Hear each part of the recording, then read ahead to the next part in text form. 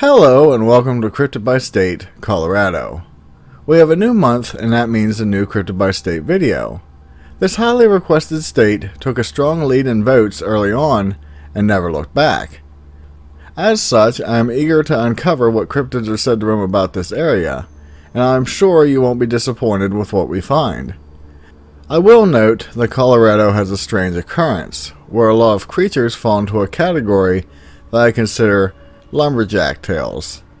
Of course, I won't be focusing on these, since they are more akin to a tall tale rather than an actual being. So be sure to get your bathroom breaks in now, since we have a long way to go on our cryptid family road trip. We are leaving our previous location of Maryland and traveling 26 hours to our destination of Colorado. I may need someone to take over driving for a bit on this one. Before starting, I wanted to wish my viewer by the name of Aldo the Gnome a happy birthday. Colorado was home to many Native American tribes, such as the Comanche, Apache, and Ute, Arapaho, and Cheyenne nations. Then in 1540, Spanish explorer Francisco Vázquez de Coronado came to the area.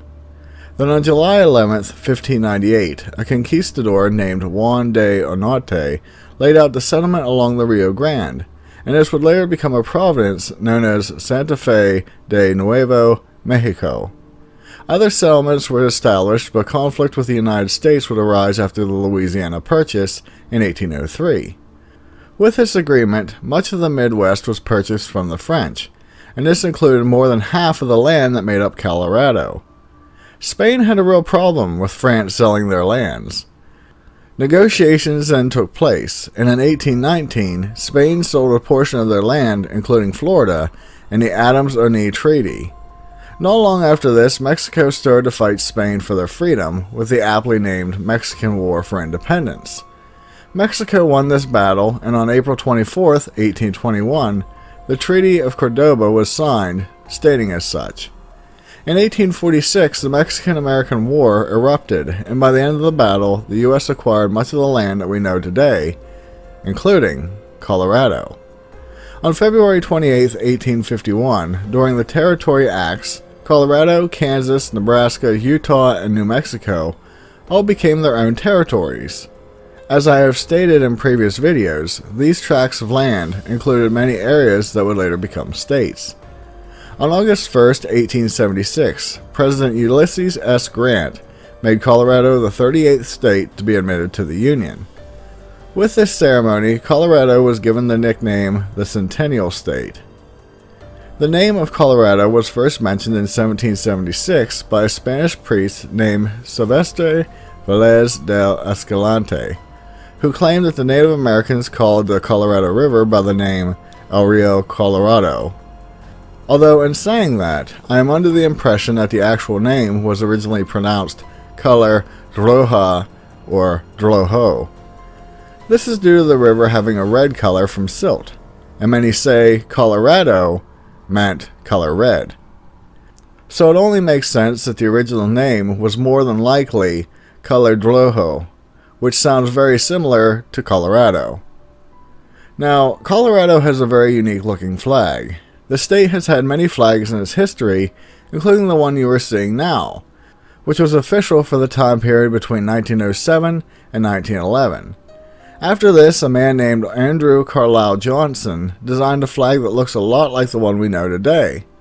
With this design, no details were given as to how big the C should be or what colors should be used. This all changed on March 31st, 1964, when the General Assembly set up guidelines as to how the flag should look. As you may have figured, the C stands for Colorado, but the colors all have a specific meaning. The blue stands for clear skies, the white represents the snow in the mountains, the red is for the color of the soil, and the gold represents the abundance of sunshine. Before moving to the cryptids, I do want to mention that while many states have official birds, plants, flowers, and others, oddly enough, Colorado actually has a state dinosaur. This would be the Stegosaurus. I just thought you would love hearing that. Starting off, I wanted to mention that Colorado is said to be home to a lot of unique and odd creatures. So I think it would be best to start with some of the aquatic beings first. In Lake County, there is said to be a serpent residing under the waters at Twin Lakes Reservoir. This creature has been seen since the 1880s up until today. For years, people reported seeing a massive serpent-like being swimming under the surface, and it appears to not be too friendly. Fishermen told tale of dropping their anchors, and just before it hit bottom, they would feel something grab a hold of it and start to drag the boat farther out into the water. The first report came in 1881, when a man named Herman Wolfe and his grandson were out in the lake one summer day. Fishermen standing on the bank saw something truly terrifying as they watched the two row out into the water. At one point, Mr. Wolfe suddenly stopped rowing and was seen standing up and staring off intently at something further out in the lake. The man started moving to the back of the boat as if he was trying to escape something. It was at this point that his grandson noticed him staring, and so he turned to look back. The boy then shot up and scrambled to get away from whatever the thing was that they saw. The two then were seen falling off into the water, but neither one resurfaced. After a while, rescuers went out to find the pair, but nothing was ever found. Then in 1884, a miner named James Powell was walking along the bank with a few of his friends. All the men intended on fishing and relaxing for a while. Just as they cast their lines, they noticed a large head emerge from the water hundreds of yards out. As the men watched in terror, the creature rose out of the water showing its serpent-like body, and it was said to be over 20 feet long. The excitement caused others to run to the bank, and they all saw the same creature.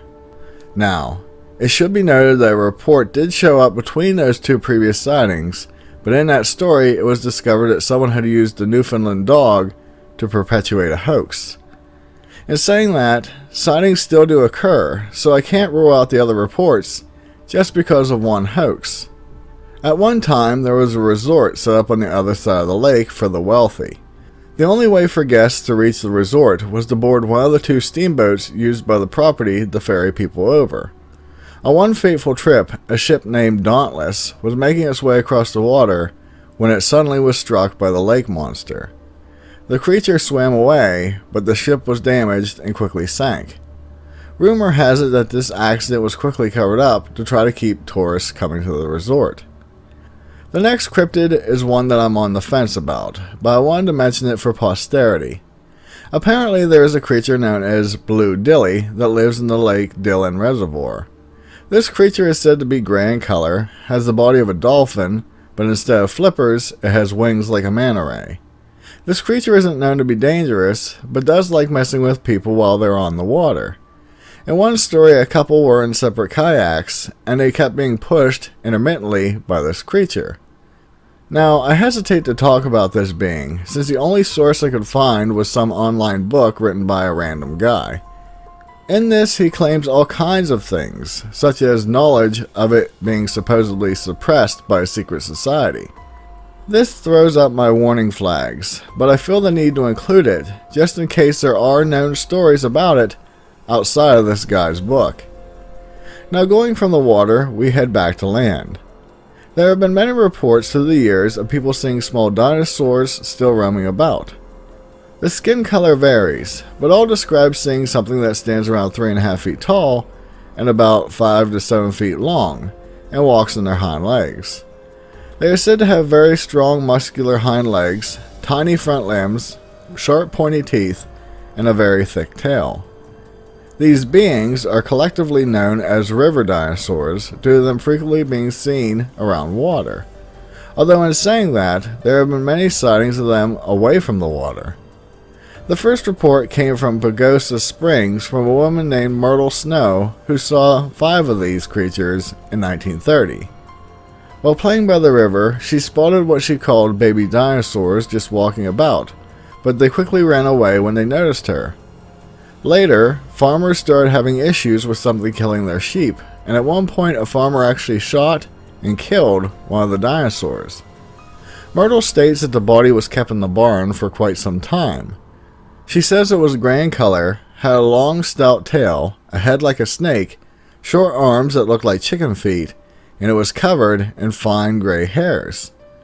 Later in life, she was driving home and saw a similar creature, and a few days later, she saw a green-colored one running into a cave. In 2001, a woman named Shannon Utstund was driving with her daughter near Yellow Jacket. While on this trip, she saw what she thought was a deer run out in front of her car, and so she slammed on the brakes. It was then that she realized that this wasn't a deer, but rather a 3-foot-tall, 5-foot-long creature that resembled a mix between a bird and a dinosaur. Shannon claims that the creature looked exactly like the velociraptors from Jurassic Park. A few years later, a man was riding his dirt bike with his friend in Pueblo. On their journey, they noticed a green-colored dinosaur-like creature with black stripes on its back and an orange belly run out into a clearing before them. He claims that its hands had 3 toes, and that when it saw the men, it let out an ear-piercing screech. He was able to take photos of this creature, but they turned out very blurry. I will mention that there is a photo hanging around of a cowboy supposedly holding the body of one, but I find it questionable. Investigators have looked into these claims and have found many more similar stories from Colorado, as well as the surrounding states known as the Four Corners. Linking with this topic in a way are sightings of Thunderbirds. This shouldn't come as a surprise, since the Ute people have had many stories involving this creature. As we always say, there has to be some truth within the lore. In 2008, a man named Kirk was driving in Golden, Colorado when he suddenly saw a massive bird. Oddly enough, true to the stories, it was flying within a lightning storm. He claims that this creature had a wingspan of anywhere between 48 and 72 feet. As he watched, this giant bird attempted to snatch a turkey vulture out of the midair, but it was unsuccessful. Kirk said this creature didn't flap its wings, but instead, it was just gliding. I wanted to end this on a couple of cryptids that I at first considered lumberjack stories, but the more I looked into them, the more I realized there may be something more to them. The first one is called the Agarino. This creature is very similar to the beings found in the movie Tremors. They are a giant worm that spends their life underground, and their body takes the shape of a coil to help them dig the dirt. They prefer dry climates, and are known to destroy dams and irrigation ditches in order to get rid of the water. Unlike the Tremors graboids, I wasn't able to find any reports that these worms would actually attack people. However, their massive tunnels were frequently a problem. It is said that they actually produce a chemical made of silica that they use to reinforce their tunnels to keep them from collapsing. I originally had this creature written in my notes as probably being fake, but there are claims that people have actually seen them and their destruction. I would assume if the Mongolian death worm can exist, why not the Agarino?